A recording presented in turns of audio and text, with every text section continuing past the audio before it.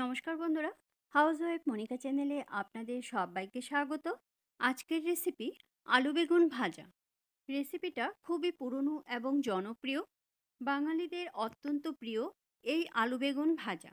গরম ভাতে এই আলু বেগুন ভাজা খেতে খুবই ভালো লাগে। এছাড়াও এটা রুটি বা পরোটার সঙ্গে খাওয়া যায়।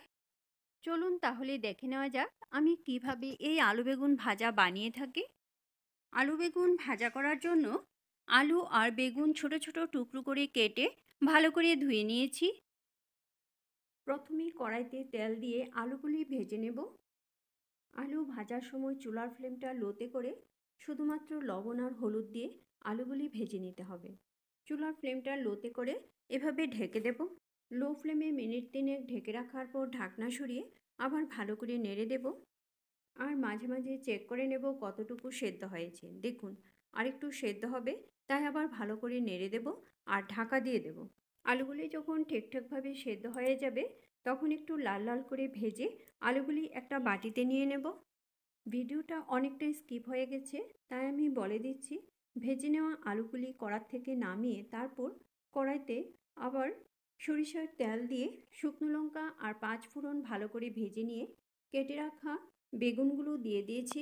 তারপর এর মধ্যে লবণ আর হলুদ দিয়ে আস্তে আস্তে ভালো করে নেড়ে মিশিয়ে দেব। আর চুলার ফ্লেমটা লো টু মিডিয়ামে করে ঢাকা ছাড়া বেগুনগুলি আস্তে আস্তে ভেজে নেব। দিয়ে দিয়েছি 2 চেরা কাঁচা লঙ্কা। বেগুন ভাজার সময় ঢাকার কোনো প্রয়োজন নেই, বেগুন ঢেকে দিলে একদম গলে যাবে। তাই বেগুন না ঢেকে চুলার ফ্লেমটা লোতে করে আস্তে আস্তে ভেজে নিতে হবে। দেখুন বেগুন অনেকটা ভাজা হয়ে গেছে। এখন এই পর্যায়ে আগে থেকে ভেজে রাখা আলুগুলি দিয়ে দিতে হবে। আলু দেওয়ার পর আমি কয়েকটা আলুর টুকরো এভাবে ভেঙে দেব।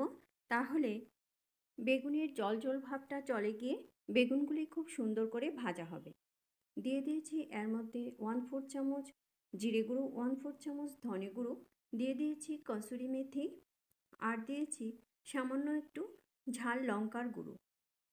আমি এখানে সামান্য একটু নুনও দিয়েছি। সব কিছু দেওয়া হয়ে গেছে। এখন চুলার ফ্লেমটা লো টু মিডিয়ামে করে এভাবে আস্তে আস্তে নাড়ব আর একটু লাল লাল করে ভেজে নেব। এইভাবে আপনারা কে কে আলু বেগুন ভাজা তৈরি করে থাকেন সেটা অবশ্যই কমেন্ট বক্সে কমেন্ট করে জানাবেন। তৈরি হয়ে গেল সুস্বাদু আলু বেগুন ভাজা। এখন চুলার ফ্লেমটা বন্ধ করে কড়াতে এইভাবে একটু নেড়ে দেব, তারপর সার্ভ করব। রেসিপিটা ভালো লাগলে অবশ্যই লাইক করবেন আর বন্ধুদের সঙ্গে বেশি করে শেয়ার করবেন। এইভাবে আপনারাও বাড়িতে ট্রাই করবেন। আশা করি আপনাদের কাছেও খুব ভালো লাগবে। আর আমাকে কমেন্ট করে জানাবেন কীরকম লাগলো।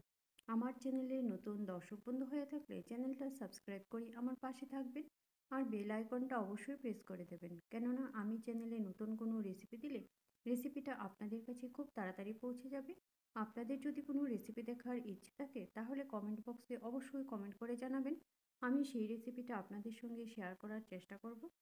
আবার আসবো নতুন কোনো রেসিপি নিয়ে। ভালো থাকবেন, সুস্থ থাকবেন। ধন্যবাদ।